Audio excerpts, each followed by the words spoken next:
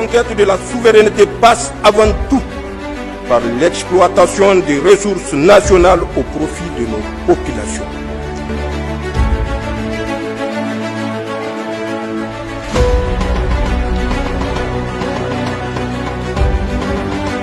C'est ce communiqué signé du directeur général des impôts qui rappelle aux contribuables nigériens disposant d'un système autonome d'énergie électrique, panneaux solaires ou groupes électrogènes qu'ils doivent s'acquitter du solde de la taxe d'habitation.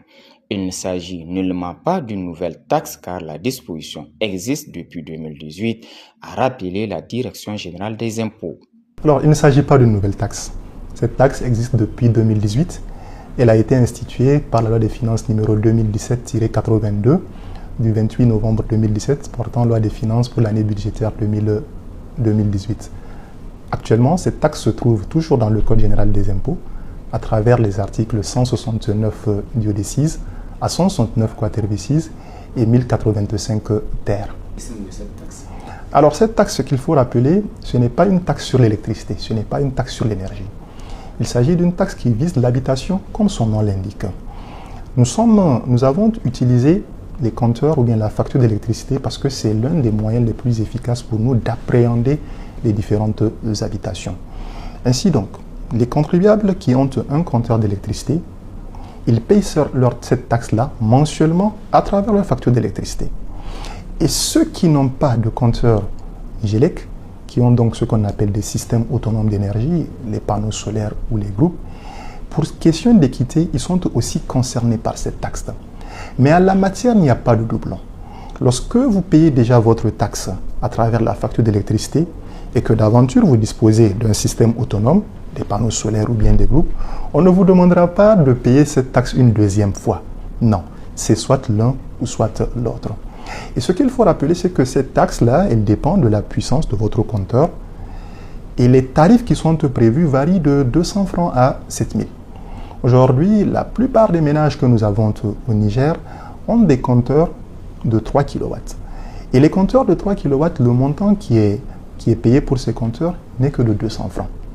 Ce présent communiqué n'est qu'un rappel.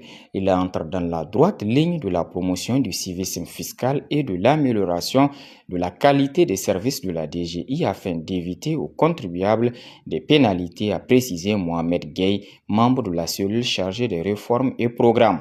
Nous sommes dans cette dynamique où nous voudrions éviter aux contribuables de subir des pénalités. Et donc pour cela, nous devrons être proactifs avant chaque échéance. Nous usons de tous les canaux possibles, les réseaux sociaux, la télévision, les affiches, pour rappeler aux contribuables leurs obligations. Comme on l'avait expliqué, vous payez la taxe soit à travers votre facture d'électricité, soit lorsque vous disposez d'un système autonome d'énergie. Ceux qui ont donc la facture, ceux qui payent les factures d'électricité, le problème est réglé.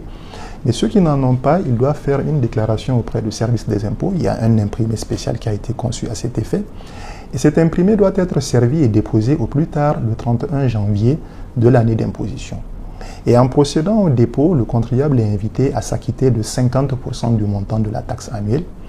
Et le reliquat, selon toujours les dispositions du Code général des impôts, doit être payé au plus tard le 30 juin.